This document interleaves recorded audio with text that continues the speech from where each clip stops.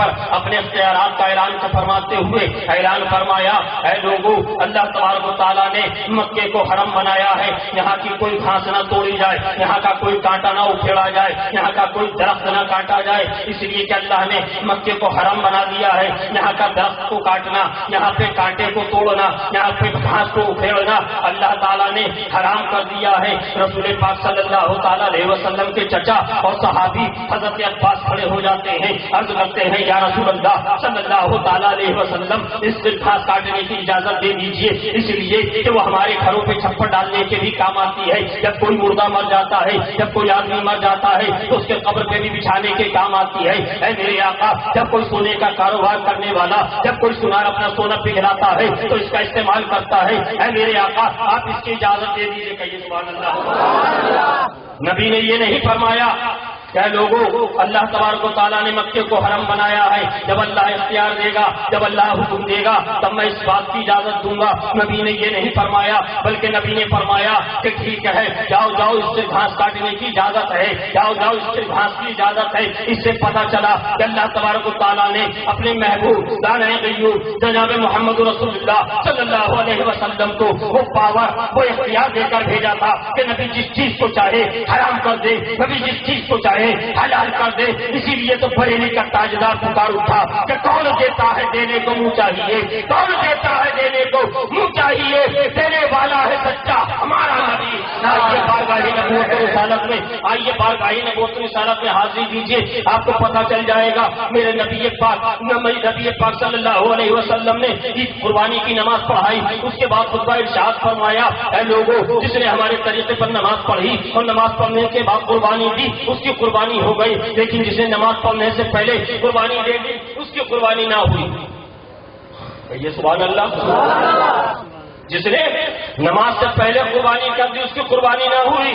ایک صحابی رسول کھڑے ہوئے عرض کرتے ہیں، یا رسول اللہ صلی اللہ تعالیٰ علیہ وسلم، ہم تو یہ سوچتے تھے کہ اللہ تبارک و تعالیٰ نے آج ہمارے لیے کھانے پینے کا دن مقرر کیا ہے، اللہ تبارک و تعالیٰ نے آج ہمارے ہم بندوں کی مہمان نوازی کا دن بنایا ہے۔ اے میرے آقا، اس لیے میں نے پہلے اپنے گھر میں اپنے جانور کو، بکرے کو ذبح کیا، میں نے خود بھی کھایا، اپنے بھوکے پڑوسیوں کو بھی کھلایا، اپنے بال بچوں کو بھی کھلایا۔ اے میرے آقا، کیا کرا جائے؟ رسول پاک ارشاد فرماتے ہیں، اے صحابی، تمہاری قربانی نہ ہوئی بلکہ وہ کھانے کی ایک بکری ہو گئی۔ وہ عرض کرتے ہیں، یا رسول اللہ صلی اللہ علیہ وسلم، اب میرے پاس کوئی جانور نہیں ہے تو اس کی قربانی دی جائے۔ رسول پاک سے فرماتے ہیں، اے صحابی، وہ تمہاری قربانی نہ ہوئی بلکہ کھانے کی ایک بکری ہو گئی۔ وہ صحابی کہتے ہیں، آقا، میرے پاس چھوٹا بچہ ہے، 6 ماہ کا بکری کا بچہ ہے، جو موٹا ہے، جو فربا ہے، دیکھنے میں دور سے بڑا لگتا ہے۔ اے میرے آقا، میں کیا کروں، لیکن وہ سال بھر کا نہیں ہے۔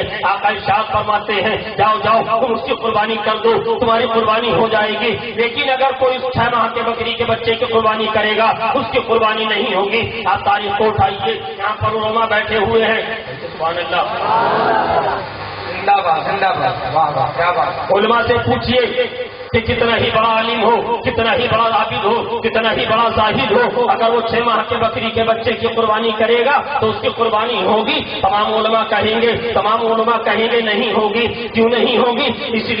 اس لیے نہیں ہوگی، آپ ان کے پاس چھوڑ دیجئے، کسی دوسرے مکتب فکر کے پاس جائیے، ان کے پاس جائیے جو نبی کو کہتے ہیں کہ جس کا نام محمد علی ہے، اس کے قبضے و اختیار میں کوئی چیز نہیں، اس کو کوئی پاور نہیں، اس کو کوئی اختیار نہیں۔ ان سے بھی پوچھئے گا، وہ یہی کہیں گے کہ 6 ماہ کے بکری کے بچے کی قربانی نہیں ہوگی۔ امت کا کتنا ہی بڑا بزرگ کیوں نہ ہو، اگر وہ 6 مہینے کے بکرے کے بچے کی قربانی کرے گا تو قربانی نہیں ہوگی۔ یہ پاور، یہ اختیار میرے آقا نے حضرت ایک صحابی کو عطا کر دیا، اور وہ بہت اونچے درجے کے صحابی نہیں تھے بلکہ ان کو عطا کر دیا۔ یہاں پہ رسول پاک کی اس اختیار سے ہمیں سمجھ میں آیا، اس سے سمجھ میں آ گیا کہ نبی کو یہ اختیار، یہ پاور اللہ تعالیٰ نے دیا ہے کہ نبی چاہے، محبوب چاہے تو ایک امتی کے لیے ایک حکم رکھے اور دوسرے امتیوں کے لیے الگ طرح کا حکم رکھے۔